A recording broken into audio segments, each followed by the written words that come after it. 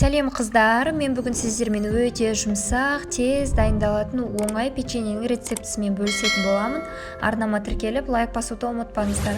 Осылай ертілген сары майымызға қант ұнтағын қосып, жақсылап араластыратын боламыз. Үстіне жұмыртқамызды жарып, тағы да араластырамыз. Осылай жұмыртқамызды араластырып болғаннан кейін үстіне сұйық майымызды құйып, тағы да араластырамыз.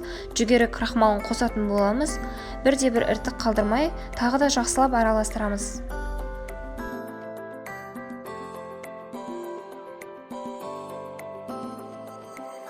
Қыздар, мен бұл жерде елекке қопсықышты қосып қойғанмын. Барлығын електен өткіземіз.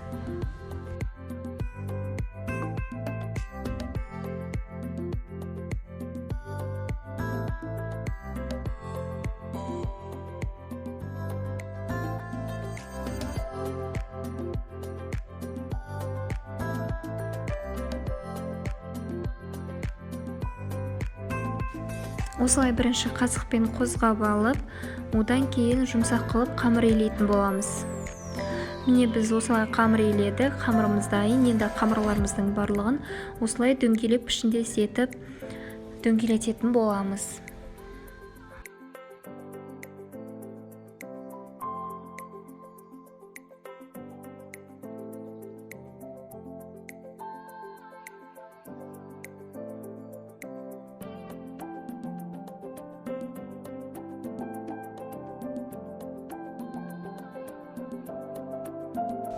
Барлығын дөңгелетіп болғаннан кейін енді осылай сопақ пішіндес етіп, табамызға барлығын осылай салып шығатын боламыз.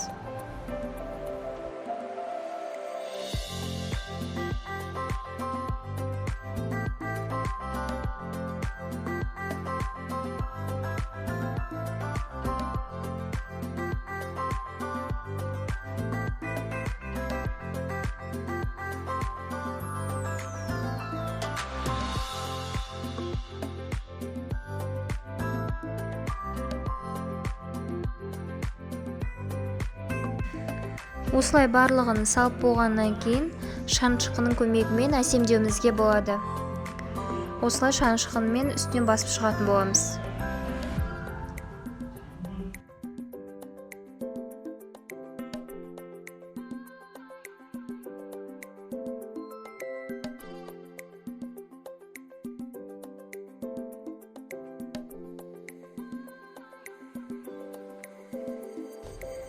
Барлығын шанышқының көмегімен осылай үстінен басып әсемдеп болғаннан кейін қызып тұрған печкамызға жіберетін боламыз.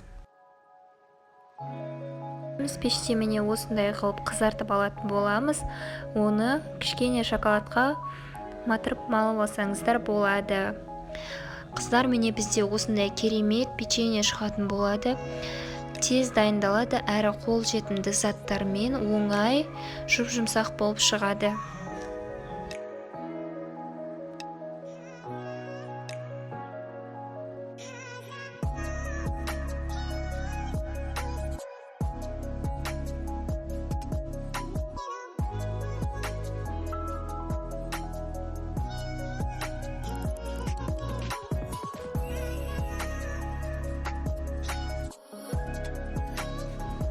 Міне қыздар, біздің шоколадқа батырылған печеньелеріміз дайын. Мен жартысын сүтті шоколадқа, жартысын Қазақстан шоколадқа батырып алдым.